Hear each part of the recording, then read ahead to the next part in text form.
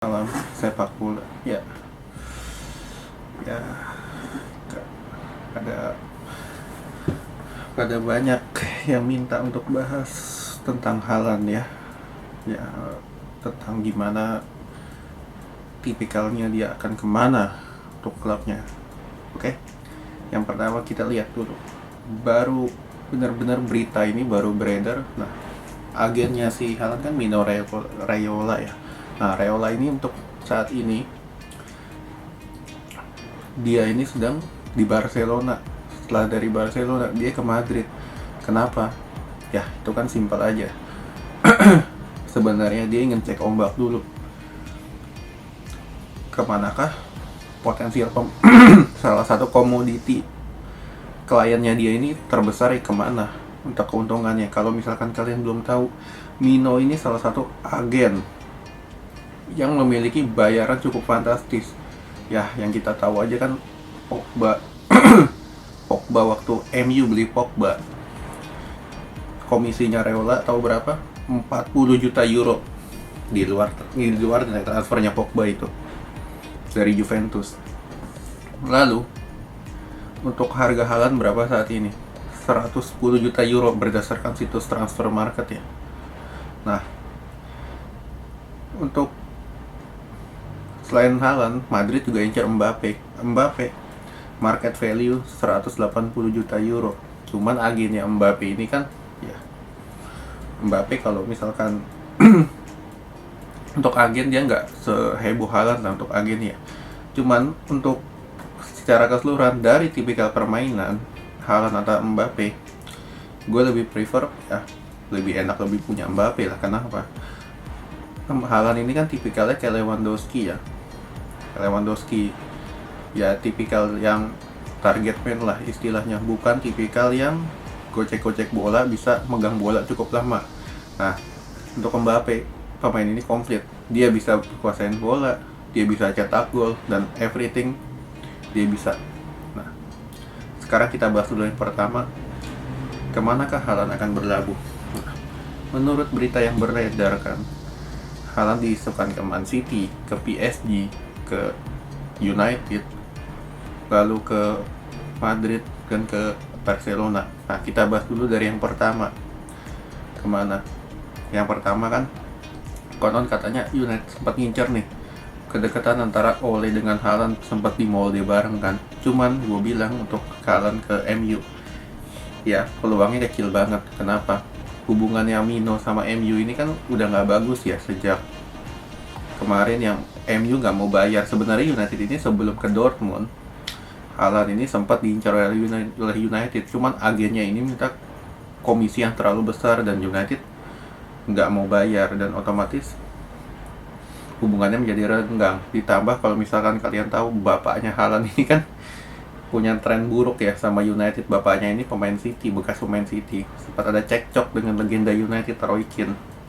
Nah, sampai sekarang masih dibawa-bawa. Nah, itulah mungkin salah satu alasan kenapa gue bilang Haaland ini nggak mungkin ke United. Dan United gue rasa ya nggak goblok juga ngeluarin duit 110 juta menurut transfer market untuk satu orang pemain. Kenapa?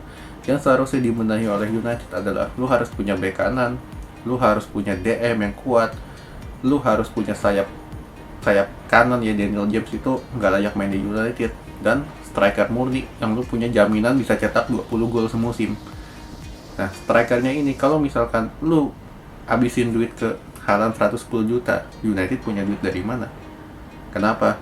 Karena dari segi sponsor, MU ini untuk tahun depan ya udah nggak sama Chevrolet lagi kan, tapi ke tim viewer itu nilainya hanya setengah dari nilai kontrak yang sekarang. Jadi otomatis gue rasa United nggak segoblok itu mengeluarkan duit 110 juta euro untuk satu orang pemain.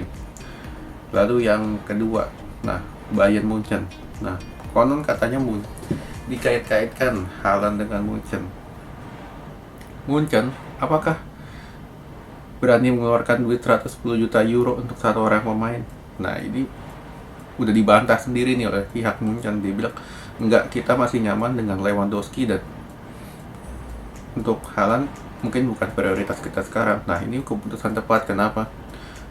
Lu masih punya Lewandowski yang jangka pakainya mungkin udah nggak terlalu lama ya, sekitar 2-3 tahun, 4 tahun lah, 2-3 tahun lah istilahnya. Cuman dengan harga 110 juta euro, Munchen bisa lebih efektif lagi dengan membeli satu orang gelandang lagi, karena kan permasalahan Munchen selama ini adalah di sektor gelandangnya. Seperti tinggal Thiago, dia nggak punya gelandang lagi yang cukup kuat. Nah, itu salah satu alasan kenapa Munchen menarik diri untuk mengincar Haaland. Pertama karena harga, kedua nggak sesuai dengan kebutuhan. Lalu yang ketiga ini kan katanya Man City. Nah, City diuntungkan dengan sosok kedekatan bapaknya dengan dengan siapa? Dengan pihak-pihak direksi City ya. Cuman masalahnya satu, financial fair play. City harus mau jualin siapa? Dengan nilai transfer yang begitu besar, 110 juta euro. Memang City ini udah nggak punya Aguero untuk musim depan karena udah cabut kan. Cuman masalahnya satu, Haaland ini gajinya juga cukup besar, nggak mau dia digaji cuman ya sekitar 60-70 ribu pound sterling, karena kan ya lu tahu sendiri tipikal agennya kayak gimana. Lalu financial fair play. Nah, financial fair play ini juga cukup menggerogoti City ya, yang beberapa tahun lalu ya City sempat banding ke Mahkamah Arbitrase juga untuk banding financial fair play kan. Nah, itu salah satu alasan kenapa. Nah, selain itu juga skemanya Pep ini kan nggak sesuai dengan tipikal target man. Ya mungkin cuma di Munchen doang, tapi itu kan Munchen cuma otomatis di Liga, sedangkan di Eropa Pep nggak cocok dengan sistem striker murni. Ya seperti kita lihat aja lah sekarang, Gapsus, Aguero yang ada di yang sudah pasti ada aja nggak dipasang. Jadi otomatis ya gua rasa Haaland ke City peluangnya udah tertutup. Lalu yang keempat kemana? Barcelona. Nah, apakah Barcelona mau mengeluarkan duit 110 juta euro? Nah, sekarang kita ngambil gampangnya aja deh. Depay 5 juta di musim ini nggak diambil.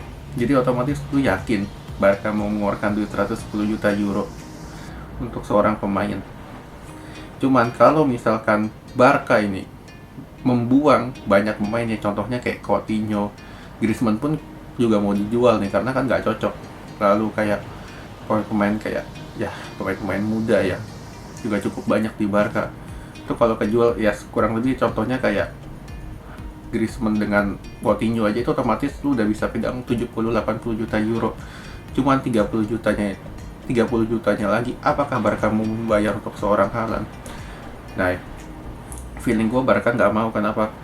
Koeman lebih cocok untuk dia ngambil Depay dengan Eric Garcia dan Wijnaldum. Nah, itu lebih cocok untuk skema Barca. Kenapa? Barca nggak punya tradisi dengan target man yang cukup bagus. Entah itu tipikal man apapun. Kalau misalkan ya pertanyaan kan Suarez bagus bla bla bla, Suarez ini tipikalnya kayak Aguero, lebih mobile, nggak terlalu banyak nunggu bola di depan, lebih sering aktif untuk mundur hingga setengah garis lapangan. Nah, tipikal pemain kayak gitulah yang lebih cocok untuk di Barca. Lalu yang keempat kemana? Yang kelima ya, 5 atau 6 lah. Kemana? PSG. Nah PSG ini peluangnya yang paling besar. Kenapa? Kan untuk pengeluaran ya, sebenarnya ini terjadi sirkulasi sih antara Haaland dengan Mbappe ya, karena gue kaitkan dengan dua tim aja deh, PSG dengan Madrid. Kenapa? Ini Madrid lagi gencar-gencar ya mengincar Mbappe dan juga Haaland. Cuman lu yakin di masa pandemi sekarang kalau misalkan berdasarkan market value aja dua pemain ini udah 290 juta euro, ya hampir 300 lah kalau misalkan ya serta pajak bonus segala macam untuk kedua pemain. Nah, gue rasa Madrid juga Perez ya, nggak goblok juga mengeluarkan duit 300 juta hanya untuk dua pemain. Kenapa? Karena Madrid ini yang perlu dibenahi bukan dari selain lini depannya, lu lini tengahnya juga harus dibenahi, serta lini belakang. Begitu banyak lini yang harus dibenahi oleh Madrid. Dan ya pertama mereka lagi bangun stadion, yang kedua lagi masa pandemi, pemasukan berkurang, lalu yang ketiga financial fair play juga otomatis 300 juta euro untuk dua pemain. Gue rasa nggak masuk akal Madrid mengambil. Cuman salah satunya Madrid lebih condong ke Mbappe, dan ya kalau misalkan Madrid, pelatihnya Madrid masih Zidane, Perez akan mengusahakan berbagai cara untuk memborong Mbappe ke Madrid. Nah, kalau misalkan Mbappe jadi ke Madrid, nah Haaland ini cocoknya ke PSG untuk mengisi kekosongan yang ditinggalkan oleh Mbappe dengan formasi Pochettino 4-4-2 ya, diduetkan dengan Neymar atau siapalah. Nah ini cocok dengan PSG. PSG duit 110 juta nggak ada masalah buat mereka. Financial fair play, ya mau lihat siapa sih di PSG kan. Mbappe keluar, otomatis beban gaji berkurang kan. Nah Haaland bisa masuk. Jadi itulah salah satu skemanya. Kuncinya ada di Madrid dan PSG, Mbappe dan Haaland. Nah inilah dua pemain yang menurut gua nggak mungkin akan berada di satu klub karena beban gaji yang begitu besar dan juga nilai transfer mereka yang sangat besar. Oke, sekian dulu.